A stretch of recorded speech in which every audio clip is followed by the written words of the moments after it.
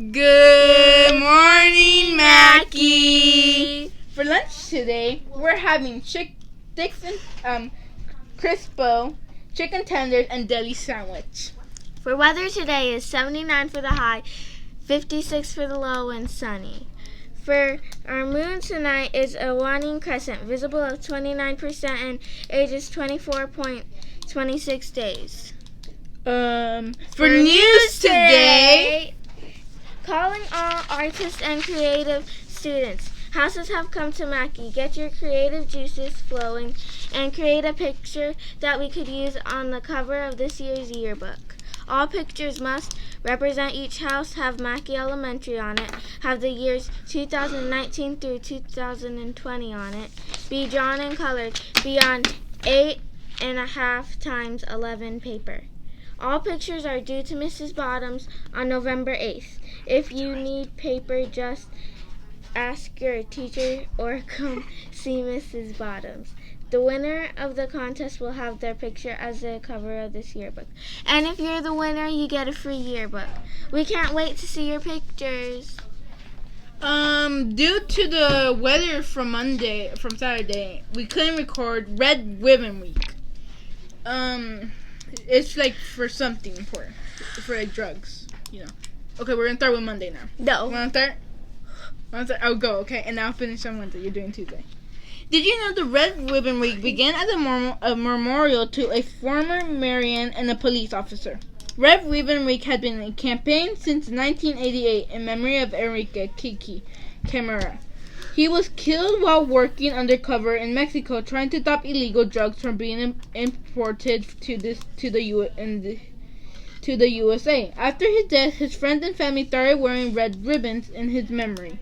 Parents loved the idea of starting forming groups against drug abuse. Because of the Camerons' fight stopping legal drug use, of these groups adopted the Red Ribbon Week as a symbol to figure against drugs.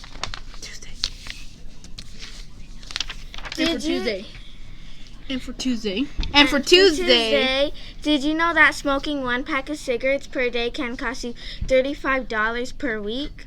If you smoked 1 pack of cigarettes per day for 10 years, you could spend $22,000 on cigarettes alone. You could buy a car for that amount of money. Smoking can lead to cancer, heart disease, and other respiratory illnesses, as well as affect your life expectancy. Approximately 4,000 children a day between the ages of 12 and 17 begin smoking. If you started smoking right now, you might develop an addiction costing you thousands of dollars and your health. And for Wednesday, true or false? More people are addicted to crack than any other drug. That statement is actually false. More people are addicted to alcohol than any other drug. Each day, 5,400 kids in the USA under the age of 16 take their first drink of alcohol. It takes only 6 months for an adult sentenced to develop the addiction to alcohol. High school students who used alcohol and other drugs frequently are up to 5 times more likely than other students to drop out of high school. An addiction to alcohol or any other drug can change the development and chemical composition in your brain. It is not worth the risk. Okay. It's Why Wednesday! Why are we going to be wearing orange tomorrow? Because today is National Bully Month in October. It's because you have to wear orange to see that you support the community after bullying lots of people, after bullying. So technically, you're making orange for you can see the society and you are standing up to bullies. And for orange is the color of kindness and respect for other kids who have been being bullied by districts. So remember, wear orange today. If you're wearing orange today, that means you're a part of this group of accepting the kindness and everything, for being nice and stop bullying. Stop bullying and being so happy, and thank you so much, because bullying has been over the whole world. So hopefully you stop it. Bye! Have a good day. Oh my Peace. God. No, I did a shot. Okay, chapter 15. Remember, it's called Shots. Remember when Winslow was sick, or he is sick, and Louis has to give him his shot, and he was like, I don't want to give him his shot. Okay, so this one's called Shot. Let's see what it's about. Shots. The first time Louis gave Winslow a shot, he almost fainted. He kept telling himself, I can do this, I can do this. But he didn't truly believe it. He was afraid of getting it wrong or hurting Winslow.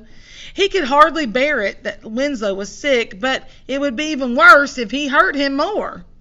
His father held Winslow while Louis prepared the syringe. For a moment, Louis felt dizzy and queasy. He thought he might vomit as he injected the needle and released the medication. Winslow briefly twitched, but he made no sound. Did I do that? Louis asked his father. I did it, didn't I? He gently massaged the area around the injection site and held Winslow close. You sound surprised, his father said. Well, I am, surprised and relieved. Me too, his father said, surprised and relieved. I thought I was going to throw up. Me too. I thought we both were going to throw up.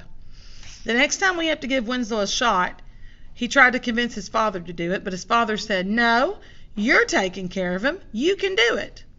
That time when Louis inserted the needle into the pinch of his skin, and as he'd been directed, the needle went through the other side, and the medicine shot into the air. Louis wanted to throw the syringe on the ground and shout, I can't do this! I can't! But one look at pitiful Winslow made him try again. This time the needle went into the muscle instead of into the layer just beneath the skin. Winslow yelped and Louis cried. I'm sorry, Winslow. I don't want to hurt you. I can't do this. I can't make you better. Louis felt helpless. He imagined himself in the incubator when he was born. Was he pinched and poked and prodded? Was it hard to get a needle or a tube into him? Did he cry?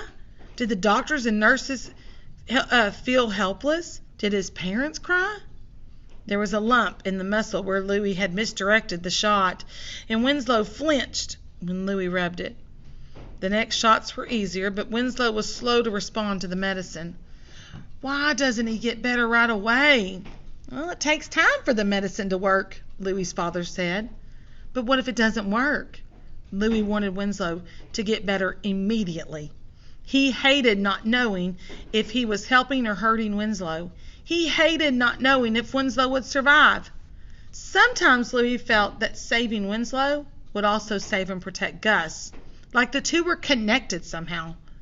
One day, Mac and Claudine appeared at the door. Remember Claudine's Nora's sister?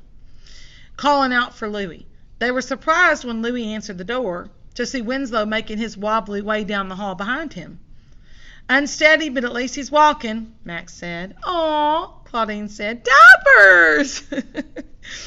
It was true, a donkey with diapers. Inside the house, upstairs, not in the basement.